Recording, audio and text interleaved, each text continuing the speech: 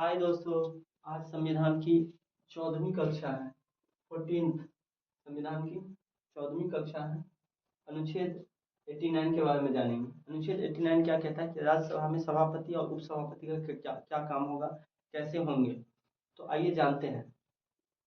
राज्यसभा में सभापति उपराष्ट्रपति महोदय को कहते हैं और भारत के उपराष्ट्रपति कौन है, कमेंट में बताइए। और उपराष्ट्रपति ही सभापति के अध्यक्ष होते हैं और ये सदन के सदस्य नहीं होते हैं। कभी भी वोटिंग का जब पावर आएगा तो उपराष्ट्रपति महोदय वोट नहीं करते हैं, क्योंकि सदन के सदस्य ही वोट कर सकते हैं। उपराष्ट्रपति सभापति के रूप में इनको वेतन दिया जाता है। इनका वेतन 4 लाख रुपया है, याद रखिएगा। राष्ट्रपति का 5 लाख रुपया है। सभापति की अनुपस्थिति में उपसभापति देखते हैं। उपसभापति अभी है जदयू से हरिवंश नारायण उपसभापति है। आगे 89 अनुच्छेद 93 अब क्या है, 89 हो गया। लोकसभा अध्यक्ष और उपाध्यक्ष, लोकसभा अध्यक्ष और उपाध्यक्ष। तो इस दोनों से पहले एक प्रोटेम स्पीकर का काम होता है। प्रोटेम स्पीकर कौन होता है भाई, अब बताइए। प्रोटेम स्पीकर कौन है, अध्यक्ष और उपाध्यक्ष ना। प्रोटेम स्पीकर फर्स्ट में आता है, उसके बाद अध्यक्ष महोदय को चुना जाता है। इनका काम ही होता है कि अध्यक्ष को चुन लेना। इनका काम होता है अध्यक्ष को,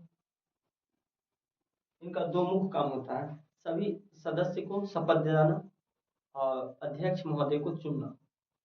तो इसमें क्या दिया हुआ है, यह सदन के अस्थायी अध्यक्ष होता है, इसकी शपथ राष्ट्रपति दिलाते हैं। और यह सदन के नए सदस्यों को शपथ दिलाते हैं। 2024 में मेहताब जी को बनाया गया है प्रोटेम स्पीकर। इनकी अध्यक्ष प्रोटेम स्पीकर बनाने का यही होता है कि जो अधिक बार या जो अधिक एज में बड़े हो उनको बनाया जाता है, संभवतः सत्ता पक्ष की तरफ से। अध्यक्ष को चुनने का काम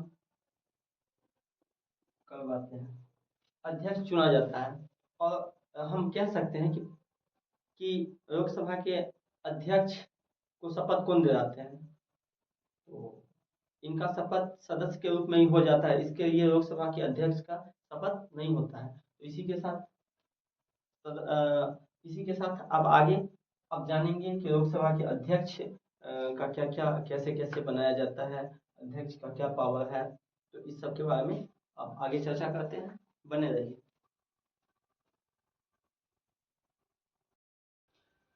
तो हम अध्यक्ष उपाध्यक्ष प्रोटेम स्पीकर के बारे में बता दिए थे, अब अध्यक्ष के बारे में बताएंगे और खत्म हो जाएगा, लोकसभा खत्म हो जाएगा। राज्यसभा तो 89 में बता ही दिए थे। लोकसभा 93 में आप अध्यक्ष बताएंगे और इसी के साथ राज्यसभा के सभापति और उपाध्यक्ष खत्म हो गया। उसके बाद अध्यक्ष प्रोटेम स्पीकर खत्म हो जाएगा। तो आइए जानते हैं इसके कार्यकाल लोकसभा के बराबर ही होते हैं। जब तक लोकसभा होगा तब तक अध्यक्ष भी होंगे। इनका अलग से शपथ नहीं होता है, क्योंकि हम बता ही दिए हैं इनके सदस्य के साथ ही इनका शपथ हो जाता है। सदस्य के रूप में ही शपथ हो जाता है। इसके लिए अलग से शपथ की व्यवस्था नहीं की जाती है। अध्यक्ष अपना त्यागपत्र उपाध्यक्ष को देंगे। लोकसभा अध्यक्ष का चुनाव उनके सदस्य ही करते हैं। अगर इनको हटाने का मन होगा, नीचे दिया गया है, लोकसभा अध्यक्ष को हटाने का के लिए 14 दिन पूर्व इनको सूचना देना होगा। और इनको हटाने के लिए 50 सदस्य सबसे पहले माने हटाने के लिए प्रस्ताव लाएंगे और सूचना देने के बाद 14 दिन पूर्व सूचना देना होगा और 2/3 बहुमत से पास होगा तभी अध्यक्ष महोदय हटेंगे। आगे जानिए। संयुक्त अधिवेशन की अध्यक्षता अध्यक्ष ही करते हैं, बुलाते राष्ट्रपति हैं। तो ये भी कितना पूछा गया है कोई 1/10 होना चाहिए।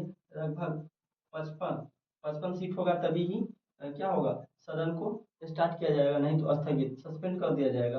पक्ष विपक्ष अगर बराबर हो जाते हैं वोटिंग में, तब क्या होता है कि अध्यक्ष का ही वोट निर्णायक हो जाता है। और आगे जानिए। धन विधेयक का निर्धारण कौन करते हैं, अध्यक्ष करते हैं। लोकसभा सचिवालय पे किनका नियंत्रण होता है, तो अध्यक्ष महोदय का नियंत्रण होता है। आगे भी विदेश जाना है किसी सदस्य को, तो लोकसभा अध्यक्ष की अनुमति लेके ही वो जा सकते हैं।